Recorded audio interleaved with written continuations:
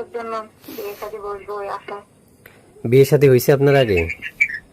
হ্যাঁ, আমার বিয়ে হয়েছে ভাই, মিথ্যা কথা বললে লাভ নেই। আমার বিয়ে হয়েছে, কিন্তু আমার বিয়ের আগ থেকে আমার হাজবেন্ড অসুস্থ ছিল। আসসালামু আলাইকুম। ওয়ালাইকুম আসসালাম। আসসালামু আলাইকুম। জি ওয়ালাইকুম সালাম। আপনার এই নাম্বারে কি ইমো আছে? জি ভাই, আমার এই নাম্বারে ইমো আছে। তো কেন আসছেন একটু বিস্তারিত আমাদেরকে বলেন, আমরা একটু শুনি। আজকে একটা অনেক মানুষের জন্য বিয়ে শাদী বসবো ওই আশায়। বিয়ে শাদী হয়েছে আপনার আগে?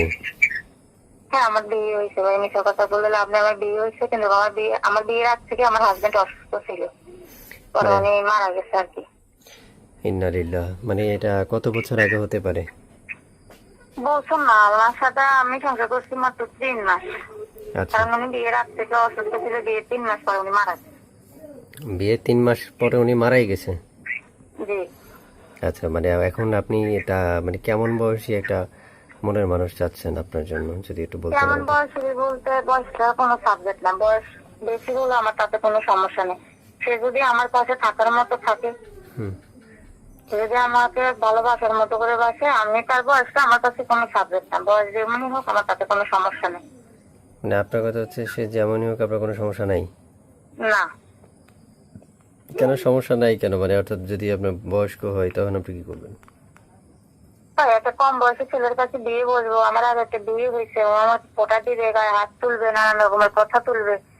এর থেকে ভালো একজন বয়স্ক মানুষের কাছে বিয়ে বসবো, উনি আমাকে কখনো কোনো খারাপ কথাও বলবো না, আর আমার আগে বিয়ে হয়েছে না হয়েছে এসব ব্যাপারে কোনো ফোঁটাও দিবে না। এখনকার দেশ কিরকম, দেশের মানুষ কিরকম, এটা তো জানেন। এটাও বাস্তব, রাইট। তার মানে আপনি কম চাচ্ছেন, বয়সের ছেলের আপনি থেকে আপনি আমি মনে আপনি করি একটু বয়স্ক ছেলে আমার কাছে ভালো। বয়স্ক হলে আমার কাছে ভালো হবে।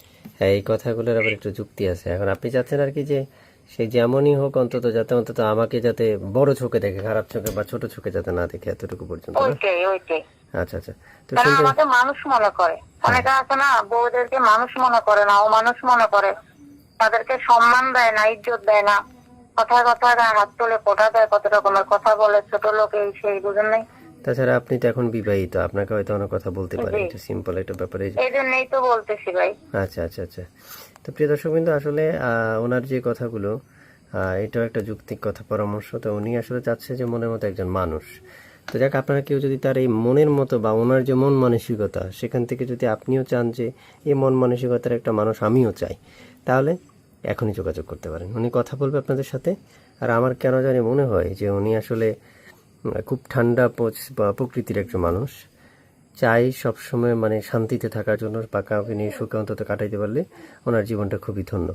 তো ওনার জায়গা থেকে উনি যতটুকু কথা বিস্তারিত আপনাদেরকে বলার উচিত ততটুকু পর্যন্ত আপনাদেরকে বলে রেখেছে।